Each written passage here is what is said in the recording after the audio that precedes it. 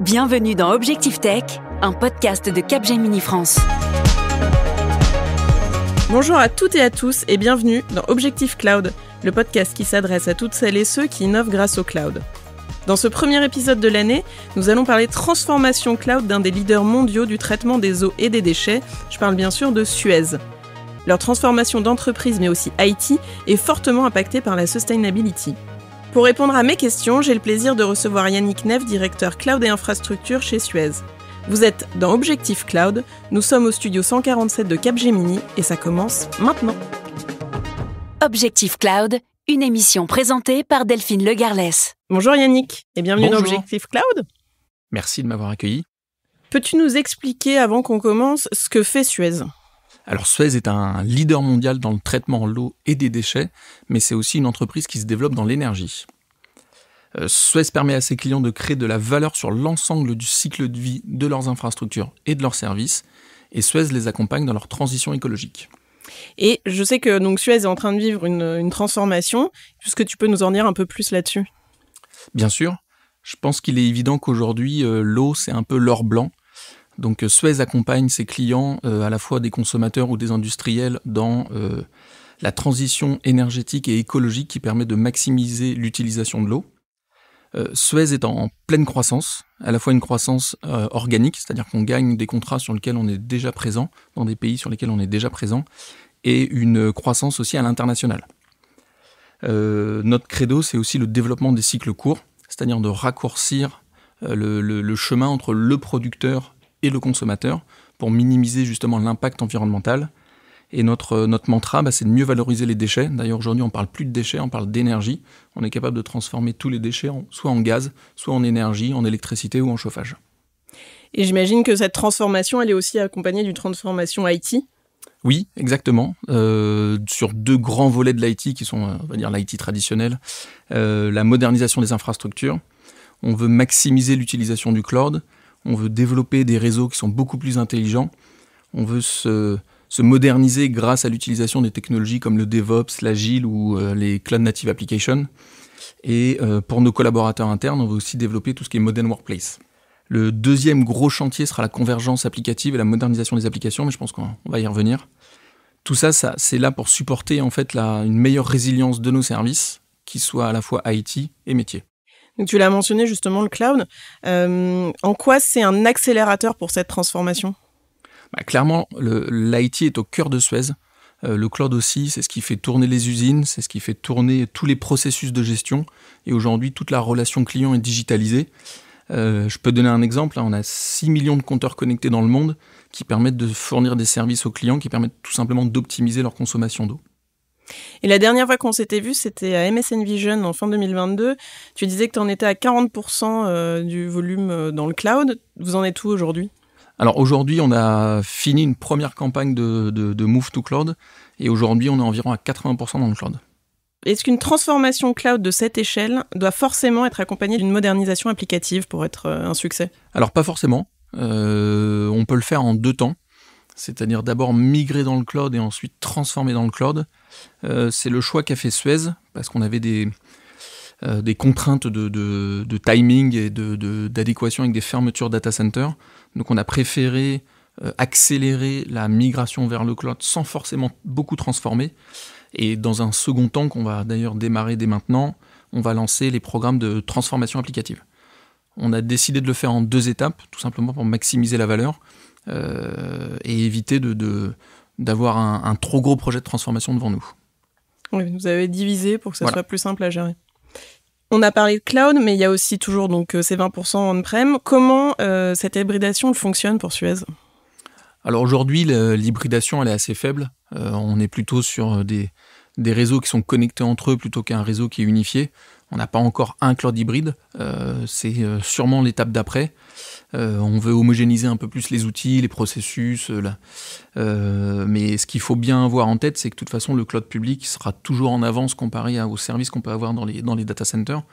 Donc il ne va pas être question de niveler par le bas les services, mais bien essayer de proposer tous les services innovants du cloud public, mais aussi dans le data center avec idéalement la même expérience de consommation. Est-ce que vous avez dans votre mix aussi du cloud de confiance ? Oui, pour les besoins qu'il nécessite, on fournit aussi du cloud de confiance. Est-ce que le cloud, c'est green ? Alors, pour ma part, je pense que oui. C'est green si c'est bien fait. Je pense que c'est surtout à l'utilisateur d'être un petit peu plus sobre dans sa consommation. Par exemple, de faire du tri dans ses mails ou du tri dans ses photos sur son téléphone. Parce que le cloud permet de stocker presque ad vitam aeternam. Et c'est plutôt à nous d'adapter nos usages et de ne pas se laisser tenter par ce stockage illimité. Alors, il y a l'aspect, bien sûr, personnel, mais il y a aussi des politiques GreenOps qui peuvent être mises en place. Est-ce que c'est le cas chez Suez ? Et si oui, qu'est-ce qui a été mis en place justement pour aller vers plus de green au niveau de l'utilisation du cloud ? Alors, justement, en centrale, les équipes architecture ont une design authority qui permet de valider les architectures et on s'oriente de plus en plus vers des architectures qui sont green by design, où on va faire des choix sur plus de simplicité et de mettre des architectures un peu au strict minimum pour répondre aux besoins du client. Donc on cherche la sobriété by design. Yes, exactement. Comment, en tant que directeur cloud, on peut gérer à la fois l'augmentation exponentielle des données et en même temps la volonté d'aller vers plus de sobriété numérique, sachant que c'est quand même une des volontés de Suez dans cette transformation ? Alors, excellente question. J'ai envie de dire que la clé, déjà, elle est dans l'usage des consommateurs. Mais évidemment, nous, côté IT, on peut avoir certains éléments de réponse qui sont, je pense, nécessaires mais pas suffisants. Je pense qu'il y a 2 grandes catégories qu'on met en place chez Suez. Le premier, c'est surtout l'aspect organisationnel. Par exemple, on lance des campagnes d'évangélisation qui permettent à nos consommateurs internes de mieux consommer le cloud d'une manière plus économique et plus responsable. Le second volet va être d'un point de vue technique, et c'est là où on sera plus force de proposition. Par exemple, le FinOps, il est de plus en plus engagé.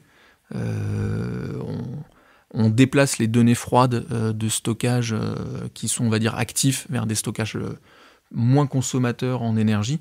Donc les données froides sont les données qui sont très peu utilisées dans le système d'information, qui sont uniquement en consultation, ce qui permet d'augmenter le ratio d'efficacité. Et on utilise des astuces comme la déduplication, qui permet de stocker une seule fois le fichier dans tout le système d'information, alors qu'il y a des doublons un peu partout. Et d'ailleurs, est-ce que finalement c'est que du ressort de l'IT, ou est-ce que c'est une question qui doit être prise aussi au niveau DG ? Je pense que la question elle peut être généralisée au-delà de l'IT. On consomme et on utilise de plus en plus de ressources sur la planète. Je pense que le jour de basculement, c'est-à-dire le jour où on bascule entre la production d'énergie et la consommation, recule ou avance d'année en année, je pense qu'il y a une prise de conscience collective où il faut qu'on soit un petit peu plus économe sur cette planète. Parce que je pense qu'on n'en a qu'une et on n'a pas encore de plan B. Et quelles sont les prochaines étapes de votre transformation cloud ? Alors déjà, il faut qu'on finisse la 2e étape du Move to Cloud. Et en parallèle de ça, on va lancer des programmes de transformation applicative par opportunité, quand ça fait sens. Et tout en continuant de rationaliser nos infrastructures pour en maximiser la valeur. Et par exemple, un exemple concret, c'est qu'on veut sortir du modèle où dès qu'on a un besoin, on déploie des serveurs, à un modèle où dès qu'on a des besoins, on déploie plutôt des technologies comme des conteneurs ou du serverless. Donc ça, c'était vraiment toute la transformation cloud et l'impact que ça a sur Suez, mais en interne. Est-ce qu'il y a un aspect, un apport différent pour le client final dans cette transformation cloud ? Alors oui, il est globalement de 2 sortes. La première, pas forcément visible par le client, mais toutes les transformations qui sont faites souvent en IT permettent juste d'absorber la croissance. Mais ce qu'il ne faut pas oublier, c'est que cette croissance, elle est exponentielle. On stocke de plus en plus de photos, on stocke de plus en plus d'emails. Et toutes les transformations qu'on fait sont juste là pour absorber cette croissance. Et ensuite, la deuxième sorte, c'est ce que le client peut voir directement. Donc, quand il accède à ces portails de services digitaux, il se rend compte qu'ils sont plus performants, qu'il a des cycles d'évolution qui sont beaucoup plus courts. Et tout ça, c'est grâce, entre autres, aux technologies comme le cloud. Est-ce qu'il y a des innovations qui t'ont vraiment marqué chez Suez ? Alors oui, l'innovation chez Suez, elle est surtout métier, dans le traitement de l'eau et des déchets. Évidemment, l'intelligence artificielle est un levier très fort en termes d'innovation. Nous, on utilise de l'intelligence artificielle, par exemple, pour faire de la détection de fuites, de fuites d'eau dans les canalisations. On utilise aussi le modèle dit Core Edge, donc avec des serveurs dans des usines qui permettent d'être connectés au cloud et avec des modèles d'intelligence artificielle et de machine learning, d'optimiser les flux de traitement dans les usines. Et sur les fuites, justement, vous avez réussi à réduire le nombre de mètres cubes perdus par an ? Alors oui, sachant que c'est très compliqué à mesurer et à détecter, mais oui, l'ambition est bien évidemment de détecter ces fuites pour pouvoir faire des travaux aux meilleurs endroits dans les canalisations pour pouvoir justement réparer ces fuites. Merci beaucoup Yannick. J'ai une dernière question. Ce podcast s'appelle Objectif Cloud. Quel est ton objectif pro ou perso pour les mois à venir ? Bonne question. Je pense que déjà on va finir le Move to Cloud. Et ensuite en objectif perso, on va essayer de tenter un marathon. Bah bravo. Merci. Merci beaucoup d'avoir participé à ce podcast. Merci à toutes et à tous de nous avoir écoutés. Si vous avez apprécié l'émission, abonnez-vous à Objectif Tech et pensez à laisser des étoiles sur vos plateformes de streaming préférées. On se retrouve le mois prochain pour un nouvel épisode.